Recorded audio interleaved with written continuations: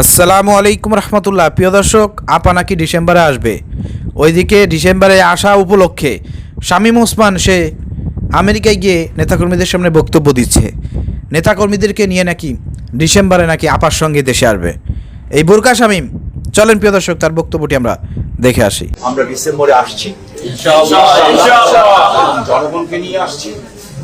এই জনগণ মাঠে নামবে, সেই জনগণের সামনে কোনো ট্যাঙ্ক, কামান, জঙ্গি ভঙ্গি, আসার ফাসার কেউ কারণের সামনে আল্লাহর রহমতে ইনশাআল্লাহ সুরক্ষিত থাকবে। প্রিয় দর্শক, আপনার বক্তব্য শুনলেন। সারা বাংলাদেশে কিন্তু আওয়ামী লীগের নেতাকর্মী অনেক আছে। তারা কিন্তু বিভিন্নভাবে ডিসেম্বরকে কেন্দ্র করে অনেক মিছিল মিটিং করতেছে। কিন্তু আশ্চর্যজনক ব্যাপার হলো প্রিয় দর্শক, যেসব আওয়ামী লীগ, ছাত্রলীগ, যুবলীগ তাদের অঙ্গ সংগঠনের লোকজন বেশিরভাগই কিন্তু প্রিয় দর্শক বিএনপির কমিটিতে ঢুকে গেছে। বিএনপিতে ঢুকছে, যুব দলে ঢুকছে, ছাত্র দলে ঢুকছে, কৃষক দলে ঢুকছে, বিভিন্ন রকমের অঙ্গ সংগঠন যা আছে পার্ট টু পার্ট বাই কমিটিতে তারা ঢুকে গেছে। কমিটিটা না ঢুকলেও তারা কিন্তু দলে অন্তর্ভুক্ত হয়েছে। আমার এলাকায় বিভিন্ন জায়গায় যেসব আওয়ামী লীগের চেয়ারম্যান ছিল তারা বিএনপিতে যোগদান করছে, বিএনপি তাদেরকে নিয়ে নেছে। এই হচ্ছে বর্তমান বিএনপির অবস্থা। অর্থাৎ বিএনপি মনে করতেছে আমাদের এই যে সারা বাংলাদেশে কত নেতাকর্মী, ওরে আল্লাহ, হাজার হাজার কত নেতাকর্মী আছে। আপা যদি ডিসেম্বরে ফিরে আসে, আপা আমাদেরকে শিখতে পারবে না। এটাই তো। শোনেন, কি মনে করছেন আপনারা যেভাবে দেশ চালাচ্ছেন, দেশের জনগণ কিন্তু আপনাদের সঙ্গে নাই। হ্যাঁ, মাথায় রাখেন, জামাত ইসলাম কিন্তু আপনাদের সঙ্গে নাই। মনে রাখবেন, জামাত ইসলাম আপনাদেরকে সুযোগ দিচ্ছে, কিন্তু আপনার সুযোগ কাজে লাগাচ্ছে না। বরঞ্চ আপনাদের সরকার বিভিন্ন জায়গায় যায় জামাত ইসলামের বদনাম গায়, জামাত ইসলামকে যুদ্ধ অপরাধী দল বলে। লজ্জা করে না এদের যে 20 বছর ধরে যাদের সঙ্গে ঐক্য থাকলো, মানে জোট করলো, যাদের সহযোগিতায় ক্ষমতায় আসলো, যাদের নেতাদেরকে মন্ত্রী বানালো, যাদেরকে বলল যে না এরা যুদ্ধ অপরাধী না, অথচ ক্ষমতায় আসার পরে এখন জামাত বিরোধী দল বলে এখন জামাতকে বলা হচ্ছে যুদ্ধ অপরাধী দল। তারা নাকি রাজাকার। বিএনপির প্রধান যারা আছে তারাই কথাগুলো বলে বেড়াচ্ছে বিভিন্ন জায়গায়। এটা খুবই দুঃখজনক ব্যাপার, এটা খুবই দুঃখজনক ব্যাপার। এসব ট্যাগ দিয়ে আবার আওয়ামী লীগের রাজনীতি বাংলাদেশে ফিরিয়ে আনতে চান, তাহলে আওয়ামী লীগের যে পরিণতি হয়েছে সেই পরিণতির অপেক্ষা করেন। ঠিক আছে? আপনারা মনে করতেছেন সারা বাংলাদেশে এত নেতাকর্মী, পুলিশ প্রশাসন সব কিছুই তো আমাদের, কিছুই আপনাদের না। সেনাপ্রধান আওয়ামী লীগের,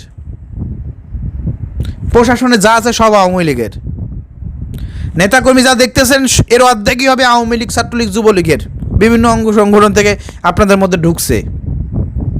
তো সময় মতন যদি তারা সেপারেট হয়ে যায় তখন আপনাদের কিছুই থাকবে না। তখন জামাতের কাছে এসে পায়ে ধরবেন, আমাদেরকে সাপোর্ট করেন, আমাদের সঙ্গে থাকেন, নাহলে তো টিকে থাকতে পারতেছি না। ঠিক আছে? জামাত যদি একটু তাল দেয় ওইভাবে, তাহলে এই সরকারের গদি পড়ে যাবে। অতএব এই জন্য বলবো, জামাতের বিরুদ্ধে মিথ্যাচার, অপপ্রচার করেন না। ঠিক আছে? তো যাই হোক প্রিয় দর্শক, আসলে আওয়ামী লীগের অনেক শক্তি বাংলাদেশে এখনও আছে। এটা টিকিয়ে রাখছে বিএনপি।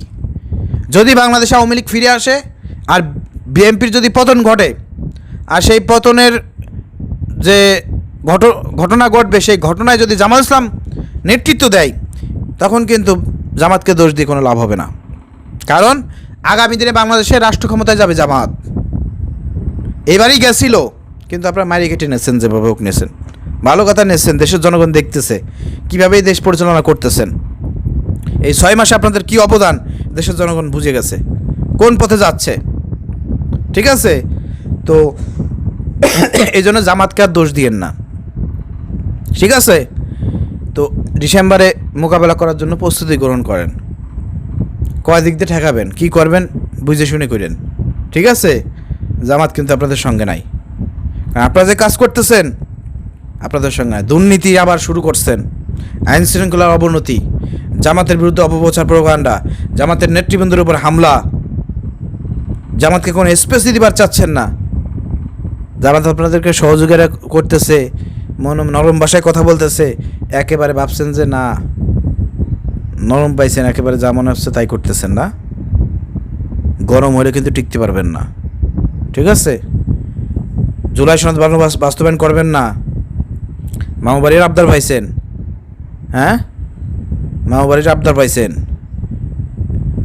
এক বছর চালান, পরের বছর দেখা যাবে ইনশাল্লাহ। সুযোগ দেওয়া হচ্ছে আপনাদের। দেশের জনগণকে সজাগ দৃষ্টি রাখতে বলবো, ঠিক আছে? আর ওই আওয়ামী লীগ ফিরে আসবে বলে আওয়ামী লীগের প্রশ্ন সবাই ঐক্যবদ্ধ, আমরা সবাই ঐক্যবদ্ধ, এই চিন্তা চেতনা ভিতর থেকে বাদ দেন।